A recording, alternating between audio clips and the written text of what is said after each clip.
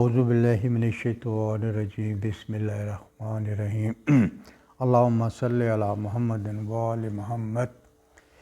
رزق، روزی، آمدن، یہ قرآن مجید میں جو ارشادات ہے نوکری کا، کاروبار کا یا امیر ہونے کا یا رزق میں وسعت حاصل کرنے کا، اس کے سلسلے میں آپ کو قرآن کی آیت کی روشنی میں بتانا چاہتا ہوں کہ ہر شخص دنیا میں رزق کے لیے پیسہ کمانے کی بھاگ دوڑ میں لگا ہوا ہے۔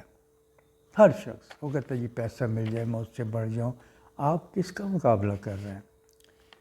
دینے والا ایک ہے، وہ اللہ نے سب کو دے رکھا ہے، اللہ ہی سب کو دیتا ہے، اللہ ہی دیکھتا ہے کس کو مجھے زیادہ دینا ہے، کس کو کم دینا ہے، کسی کو امیر رکھنا ہے، کسی کو غریب رکھنا ہے، کسی کو متوسط رکھنا ہے۔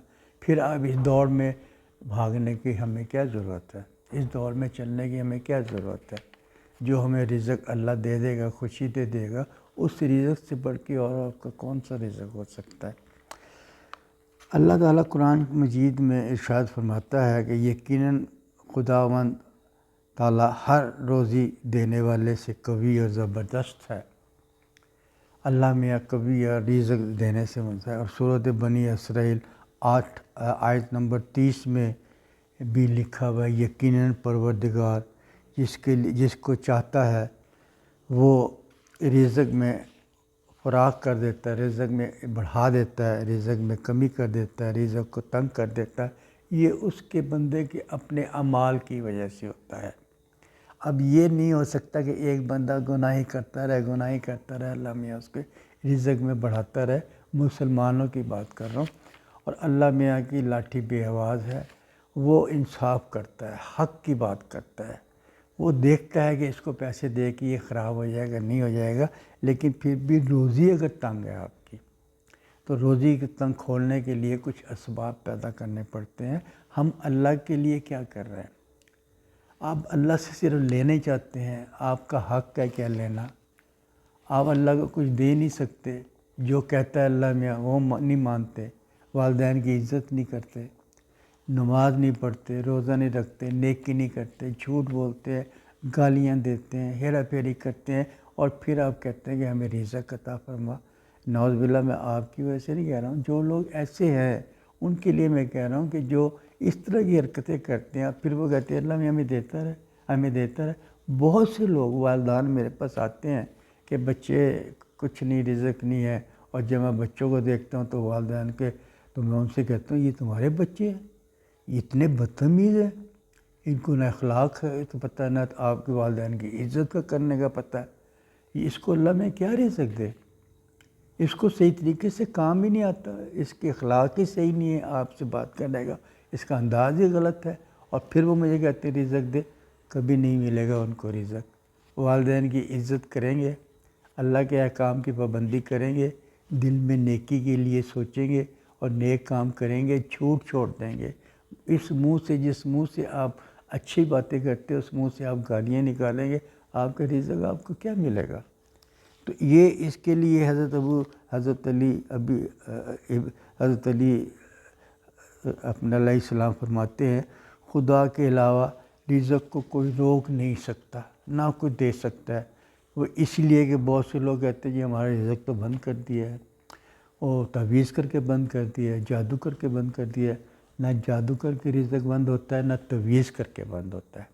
یہ اللہ کی نافرمانی کی جاتی ہے تو آپ کا رزق بند ہوتا ہے، اللہ ہی کھولتا ہے۔ اگر آپ اپنا رزق کھلوانا چاہتے ہیں، والدین کی عزت کر لیں، نیک کام کر لیں۔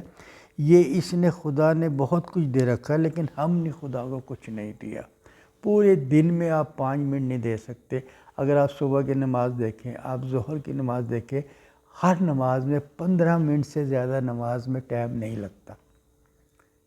یعنی کہ صبح 2 رکعت نماز نہیں پڑھ سکتے، ظہر کی 4 نہیں پڑھ سکتے ہیں، عصر کی 4 نہیں پڑھ سکتے، مغرب کی 3 نہیں پڑھ سکتے، عشاء کی 4 نہیں پڑھ سکتے۔ میں نے کیلکولیٹ کیا کہ ساروں کو نمازوں کو بڑے سکون سے تلاوت کر کے اور ساتھ دعائیں پڑھ کے، قرآنی صورتیں پڑھ کے آپ کا سارے دن اگر کا پڑھیں تو آدھا گھنٹہ لگتا ہے آپ کا ٹوٹل۔ ہم یہ بھی نہیں کر سکتے، لیکن آپ اللہ کا شکر کریں۔ اللہ آپ کے رزق میں اضافہ کرے، لیکن وہ چاہتا یہی ہے کہ میرے بندے نیک کام کریں، اپنے والدین کی عزت کریں۔ رزق حاصل کرنے کے لیے خدا سے ایسے گناہ کی معافی مانگیں جو آپ سمجھتے ہیں کہ یہ میں نے بہت بڑا گناہ کیا ہے، اور وہ گناہ کو اپنے ذہن میں لائیں اور کہیں استغفر اللہ ربی توب اللہ، استغفر اللہ ربی توب اللہ، پروردگار میرے سے یہ گناہ ہو گیا، پروردگار میں نے یہ بہت گناہ کیا، جو بھی گناہ کیا اللہ میاں سب کو گناہوں کو پردہ رکھنے والا ہے، وہ عظیم انسان، وہ عظیم رب ہے، وہ کریم رب ہے، آپ کو معاف بھی کر دیتا ہے۔ اور سب سے زیادہ جو جلدی راضی ہونے والا وہ رب بھی ہے ہمارا، 70 ماؤں سے زیادہ آپ سے محبت کرتا ہے۔ ایک تو یہ ہے کہ والدین کی عزت کریں، نماز کی پابندی کریں، اور جھوٹ بولنا چھوڑ دیں، ہیرا پھیری چھوڑ دیں، اور یہ عمل جو میں آپ کی خدمت میں بتا رہا ہوں یہ باقاعدگی سے کریں، لیکن ساتھ شرط وہی ہے کہ والدین کی عزت، جھوٹ بولنا چھوڑ دیں، گناہ کرنا چھوڑ دیں۔ یہ پڑھنے سے آپ کی خوشحالی آ جائے گی، آپ کا رزق بڑھ جائے گا، نہیں تو آپ اسی طرح ترستے رہیں گے، آپ اسی طرح جلتے رہیں گے، اس کی دکان زیادہ چل رہی، میری دکان نہیں زیادہ چل رہی۔ آپ کا عمل آپ کے ساتھ ہے، اس کا عمل اس کے ساتھ ہے۔ ہم نے اپنی موت مرنا، اس نے اپنی موت مرنا، اس نے اپنی قبر میں جانا، میں نے اپنی قبر میں جانا، تو اس لیے اللہ کی عبادت کریں، آپ اپنے رزق کو بڑھائیں۔ تو اس کے لیے یہ ہے کہ آپ ایک تسبیح آپ نے پڑھنی ہے، لا الہ الا اللہ المالک الحق المبین، لا الہ الا اللہ المالک الحق المبین پڑھنی ہے آپ نے، اور اس کے بعد ایک تسبیح پڑھنی ہے آپ نے، یا ہو یا من لا ہو الا ہو، یہ امام باقر علیہ السلام نے بھی فرمایا ہے۔ اور یہ جو یا ہو یا لا الہ الا اللہ المالک الحق المبین رسول مقبول اللہم صلی علی محمد و آل محمد نے فرمایا۔ اسی طرح تیسرا جو ہے وہ استغفر اللہ ربی توب الیہ، یہ آپ نے استغفر اللہ ربی توب الیہ، اس کی بھی ایک تسبیح پڑھنی ہے کہ اللہ میرے وہ گناہ معاف کر دے جو میری دعاؤں کو قبول نہیں ہونے دے رہے، استغفر اللہ ربی توب الیہ۔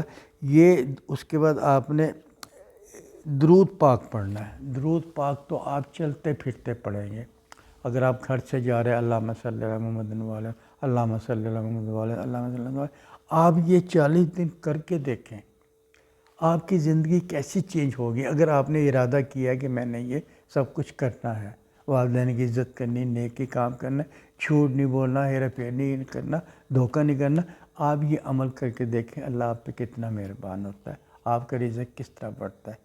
اگر آپ کو میری ویڈیو پسند آئی تو اس کو لائک کیجیے، شیئر کیجیے اور سبسکرائب کیجیے۔